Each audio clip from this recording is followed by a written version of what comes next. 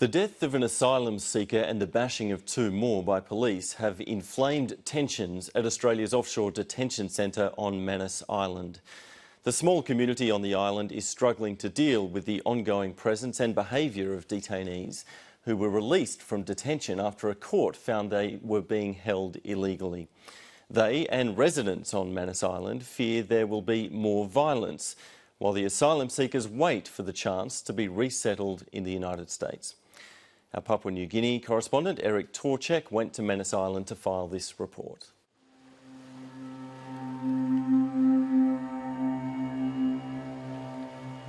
Manus province is Papua New Guinea's most isolated, a collection of small, sun-drenched islands close to the equator. Its 60,000 inhabitants mostly live by the water.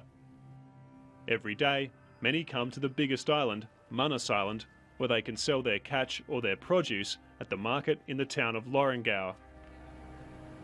While the locals are coming by boat, the men from Australia's detention centre on Manus are making the half-hour bus journey to town to go shopping. They're new customers for Lorengau's new market, built with Australian funds. We should buy monkey bananas. The detainees' relations with local people are generally friendly, but there's rising tension because no one expected these men to be in the community or to still be on Manus after 3.5 years. We are all concerned of our safety, and I can tell you during the past 2-3 nights we couldn't properly sleep because of the things that has happened. Recent events on Manus have left refugees living in fear. First came the death on Christmas Eve after many pleas for medical treatment of Sudanese refugee Faisal Ishaq Ahmed. Six months sick in Lomboro. Then came the bashing of 2 Iranian asylum seekers by PNG police on New Year's Eve. In the police station I was begging them to help us and not beat us up, and they were saying, "No, you're not our brothers, so we're not going to help you." So they were just laughing and beating us up. The experience has left both men terrified. They'd put the end of the gun in my forehead like they wanted to hit my head, and they started laughing and making fun of us.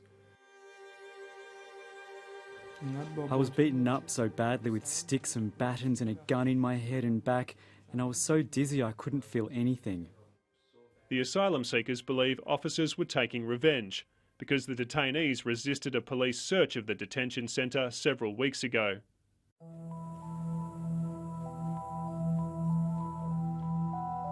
Police on Manus Island deny this. They say the men were arrested for being drunk in public. They were walking on the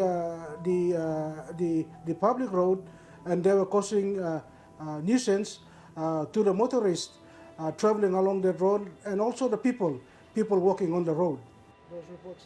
The Manus Island Police Commander has not ordered any investigation into how the men were injured, saying they were probably hurt while resisting arrest. It could have happened during the struggle between the police and the 2 refugees. If they would have cooperated and get into the police vehicle, I think that kind of injuries could have not been sustained by the 2 refugees. Police on Manus Island say they're dealing with an increasing number of incidents involving men from the detention centre. We have dealt with them for consumption of homebrew. We have dealt with them for marijuana, drugs, and other street offences that the refugees come to be involved, especially with the local youths within the town. Good afternoon, sir. Pleased to meet you. Thank you for your patience. It's a concern shared by many people on Manus Island, especially the local Member of Parliament, Ronnie Knight. Almost a year now. I realise that you don't want them in Australia, and from the attitudes that they have on the streets in Manus, I can realise why you don't want them in Australia. Well, if you don't want them in Australia, the local people now don't want them here anymore. So something has to be done.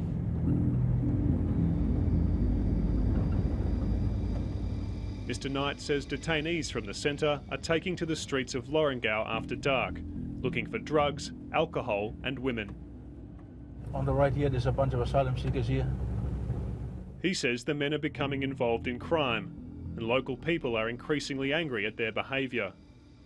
I know for a fact that it's a powder keg that's about to be lit, and if something is not done soon, there will be repercussions, and we will see more of these incidents growing and more asylum seekers being assaulted by locals. And you know, there's also the locals that are assaulted by asylum seekers too. There's another story in itself.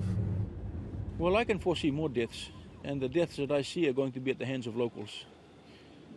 These people actually harass young girls and chase them all the way into their father's areas, and a lot of these incidents of people being beaten up is because of that.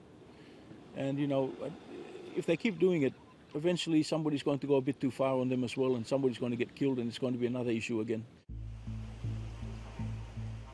The detention centre on Manus Island is slated for closure, but the PNG government needs to clear the detainees out first. Refugees have been told United States officials will visit next month to start working out which men could be resettled in the US. The men who've been found to be refugees have been told if they want to be considered for resettlement in the United States, they need to move out of the detention centre and to a facility closer to this town. Most don't want to leave detention. They believe if the Papua New Guinea and Australian governments can say the centre's been closed, they can keep the men on Manus Island for as long as they like.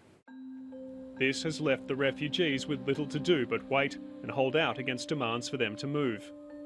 They're increasingly sceptical about the US deal, and many have fading hopes of leaving Manus Island. I am so hopeless and helpless that I do not really think we're gonna get off this island. And I think the US deal is just to keep people quiet for a while, whether it's the Australian people or the refugees.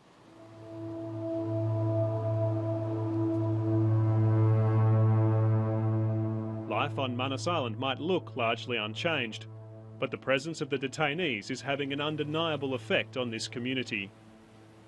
We could go right now to the middle of the highway in Manus, and you will see asylum seekers shacked up with local girls in the local villages up there. We believe there's about, I think it's 4 children that have been born to asylum seekers now, and there's another 10 or so women that are pregnant. And they're going to go tomorrow, anytime. And what's going to happen to the women and children that they leave behind? The longer the detainees stay, the more things will change for the people of Manus, and there's increasing resentment about that.